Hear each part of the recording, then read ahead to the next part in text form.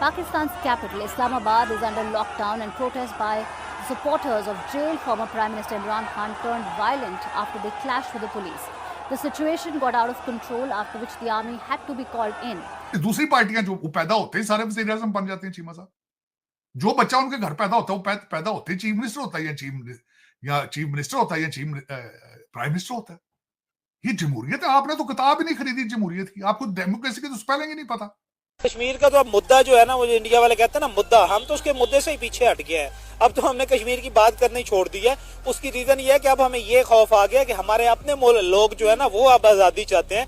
कश्मीर वाले तो जो आजाद थे, कश्मीर जो हिस्सा हमारे पास था हमारा हो गया है, जो उनके पास है वो उनके पास है। हमें गोली मारना चाहते हैं तो सीने पे मारे, हवाई फायर ना करें, हम सीने पे फायर करने के लिए तैयार हैं। आगे भी इन्होंने फायरिंग की है, ये हो वो हरास पिलाना चाहते हैं, लेकिन अब आवाम नहीं डरेगी, अपना राइट लेकर रहेंगे और हाल को आजाद करवा के रहेंगे।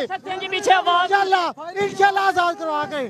कल रात पाकिस्तान में क्या हुआ, बड़ी इंटरेस्टिंग सिचुएशन यहाँ पे बन गई जब हमने ये देखा कि इमरान खान की बीवी और एक सूबे के चीफ मिनिस्टर इस्लामाबाद में प्रोटेस्ट करने आए तो उनको कहा गया कि आप किसी और जगह पे प्रोटेस्ट कर लें। इमरान खान साहब की बीवी ने कहा नहीं, मैंने डी चौक जहां पे रेड जोन है वहीं पे प्रोटेस्ट करना है। गोलियां चल रही हैं, ये हम पाकिस्तानियों पे गोलियां चल रही हैं। हमारी फौज इंडिया के खिलाफ नहीं, अवाम के खिलाफ लड़ता है। आपके ऊपर फायर जी हम फायर किए, इन्होंने समझा अपनी आजादी के लिए बाहर आए हैं। हम आजाद नहीं है, हमें इंडिया, इसराइल से, अमेरिका से कोई खतरा नहीं, अपनी फौज से खतरा हो गया है। खान ने कहीं पे भी कोई इमरान खान के हाथ की तली पे किसी बेगुनाह के खून का धब्बा नहीं है, और हमारी बाकी जितने सियासी कायदीन हैं उनके हाथ भरे हुए हैं, रंगे हुए हैं खूनों से। तो कल एक इंसिडेंट हुआ जिसमें 3 रेंजर्स के जो लोग थे वो शहीद हो गए थे। 3 कहा जाता है कि उनके ऊपर गाड़ी चढ़ गई, हुकूमत बड़ी गुस्से में थी, फौज बड़ी गुस्से में थी। कल रात ही उन्होंने फैसला किया कि इनको डिस्पर्स कर देना। इंडिया हर साल नया एटमी बम बनाता है और हम हर साल नया तराना लाते हैं कि हम बच्चों को, हमें दुश्मन के बच्चों को पढ़ाना है। क्या कसूर है? जर्नैल किनके है? इनके और किनके है? जर्नैल इनके है ना, ये इनका कसूर है ना, तो ये रिजाइन करके घर जाए, ये हमारे साथ खड़े हो आजादी की जंग में, हमारे बच्चों की आजादी की जंग में। इमरान खान का सपोर्टर था और मैं इमरान खान का सपोर्टर क्यों नहीं हूँ उसके पीछे एक लॉजिक है। फर्स्ट, इस बंदे ने हमसे ये प्रॉमिस किया था कि ये इंट्रा पार्टी इलेक्शंस कराएगा। मुझे ये लगा कि ये पार्टी को एक अदारा बनाएगा, मैं इसके साथ खड़ा हो गया और मैं बाकी जमातों के खिलाफ था कि बिकॉज ये एक मरूसी सियासत करते हैं। लेकिन बाद में रियलाइज हुआ कि ये तो मजाकिजेशन अभी पूरी नहीं हो सकी। अभी वो जो मेंटल इंटेलेक्चुअल डीकोलोनाइजेशन है तार साहब, वो हमारी एलीट की अभी नहीं हो सकी कि अच्छी अंग्रेजी बोलता है तो उसको वो सही कह रहे हैं नेशनल सिक्योरिटी एडवाइजर बना दे। This is what it is. खुदा का नाम है कि पाकिस्तान, ईरान तो सीख लो जो कुछ सीखना चाहिए यार। ईरान से सीख लो, सैंक्शंस हर शय बंद की थी, जोर ला बैठी है दुनिया दी सुपर पावर उत्थे रजीम वही चेंज रजीम सीखो ना, नेड़े होना तुसी।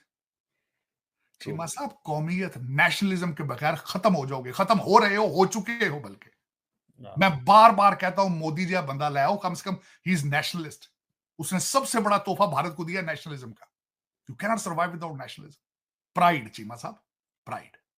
मैं आज सबसे बड़ी मिसाल, किसी ने कहा जी कि और कहते जी मंडी बहुत दिन तो बंदे इस्लामाबाद क्यों नहीं पहुंच रहे, इथों डंकियां लाके ग्रीस पहुंच जाते, डंकी लाके इस्लामाबाद पहुंचते नहीं पे। खुदा दा भाग अपने मुल्क को खत्म करना चाहते हो, अपनी बसों को आग लगा रहे हो, अपने बस स्टॉपों को जला रहे हो, अपने कपड़ों। वाहिद कौम देखी मैंने पाकिस्तान चीमा साहब जो अपने कपड़ों को आग लगा के जश्न मना रही है, डांस कर रही है अपने कपड़ों को आग लगा के। कहते जी पूरा मन एहतजाज का हमारा हक है। तुमने कभी किया पूरा नंबर? तुम पूरा मन कौम हो कि तुम्हें इजाजत दी जाए इस चीज की? Can you do that? कोई प्रूव ही कर दो हिस्टोरिकली। तुमने जाके, तुम्हारे एक लीडर एजाज साहब हैं, जेल में बैठे हैं, अपने बच्चे को बता रहे थे कि हमने आज कोर कमांडर के घर का गमला भी नहीं छोड़ा।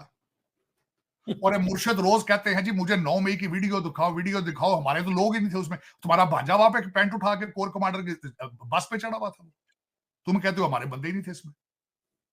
किस तरह तुमने बेवकूफ बनाया 23 करोड़ लोगों को, और बने बेवकूफ। कमेंट कीजिएगा कि आज बर्तानिया, Australia, America, Germany, Italy, Norway, Holland पूरी दुनिया में इमरान खान की पार्टी ने प्रोटेस्ट किया है।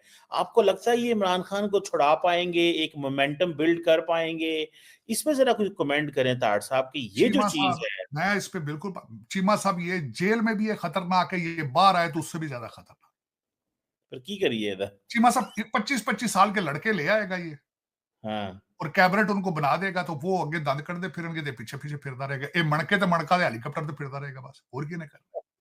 और इसके बड़े क्लोज लोग मुझे अक्सर बताते हैं कि जो आखिरी बंदा इसके सामने से उठ के जाता है उसकी बात मान लेता है। सारा दिन इसको लोग कन्विंस करते रहते हैं, हर एक को कहता है कि ठीक है तू जिस तरह कह रहे हैं, लेकिन मानेगा बात जो आखिरी बंदा उठ के जाएगा। हर एक बंदे को पता है।